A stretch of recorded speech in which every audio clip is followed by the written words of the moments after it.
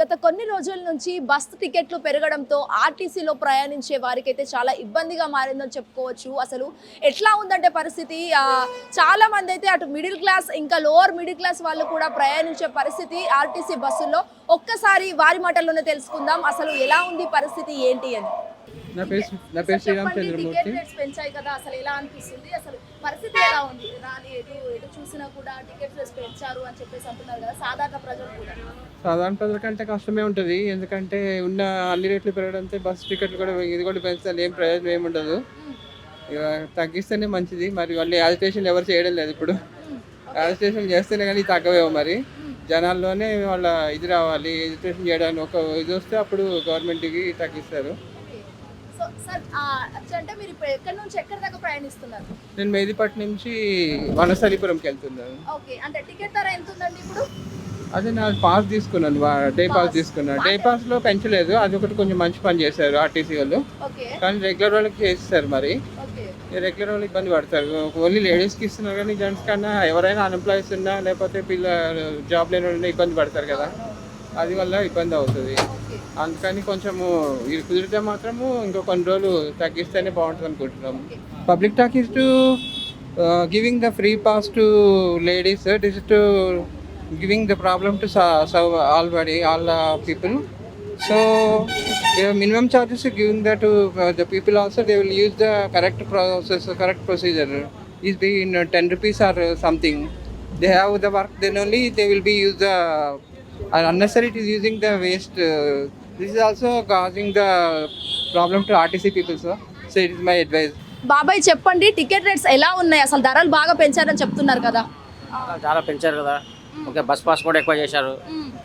మరి ఇప్పుడు మళ్ళీ లేడీస్ ఎక్కువ సీట్ల, మా జాయింట్ సీట్లో లేడీస్ కూర్చుంటారు అంతా. మాకు చాలా ప్రాబ్లం అయిపోతుంది. మళ్ళీ నిలబడాల్సి వస్తుంది. పెద్దవాళ్ళు కూడా సీట్ ఇస్తలేరు.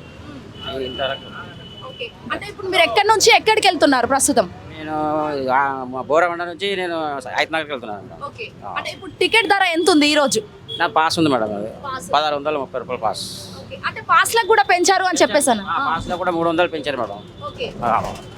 అంటే అంతకుముందు ఎంత ఉండేది? అంత 300 తక్కువ ఉన్నాయి మేడం. 1400 అవుతాయి అనుకుంటున్నాం మేడం. మరి తక్కువ చేయాలనుకుంటున్నాము. అందరు కలిసి చేస్తే ఏమవుతుంది, గవర్నమెంట్ కడుపుతాము మేడం. సాధారణ ప్రజలకు ఏమన్నా ఎఫెక్ట్ పడుతుందా? పడుతుంది మేడం. అంత జనట్ల కింద నిలబడి వస్తారు. మళ్ళీ మాకు సీట్లు దొరకలేవు. ప్రాబ్లమ్స్ వస్తున్నాయి మేడం, చాలా ప్రాబ్లమ్స్ వస్తుంది. అంతా వాళ్ళ లేడీస్ అంతా అక్కడంతా అక్కడ నిండిపోతున్నారు. వెనక ముంగట వాళ్ళే అయిపోతున్నారు, రష్ అవుతున్నారు. మేము నిలబడి వస్తున్నాం. ఏదో ఒక్కొక్క బస్సులో ఎప్పుడైనా ఇటువంటి టైంలోనే కూర్చోవచ్చు.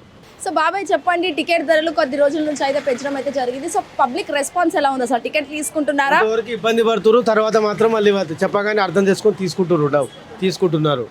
పర్లేదండి అని చెప్పని తీసుకుంటున్నారు. ఏమి ఇబ్బంది పడట్లేరు, మంచిగానే ఉంది రెస్పాన్స్. అయితే మగవాళ్ళు కొంచెం తక్కువ ఎక్కుతున్నారు, కొద్దిగా ఇబ్బంది పడుతున్నారు. ఫస్ట్ మాత్రం టికెట్ ధరలు పెరిగినాయని చెప్పండి మాత్రం ఇబ్బంది పడుతున్నారు. అంతవరకేనండి. అంటే మగవాళ్ళు ఎంత శాతం ఎక్కుతున్నారు? అంటే ఒక రోజులో ఎంత శాతం వరకు ఎక్కుతున్నారు మగవాళ్ళు? 40% వరకు ఎక్కుతున్నారండి. అంతే, తక్కువ ఎక్కుతున్నారు అంతే.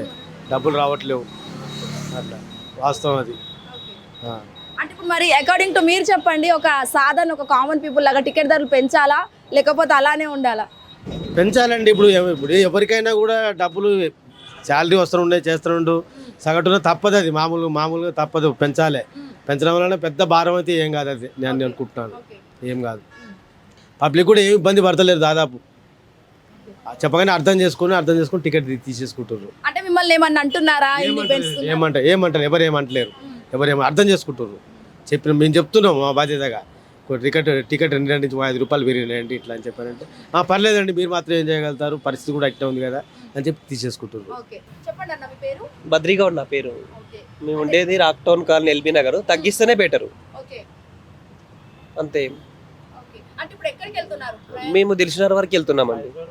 మేము అది బస్ పాస్ రెగ్యులర్ మంత్లీ 1630 రూపాయలు రేట్లు. అంతకుముందు 1300 ఉండే, 1600 330 1630 పెంచడం కూడా బడనే సామాన్యులకి.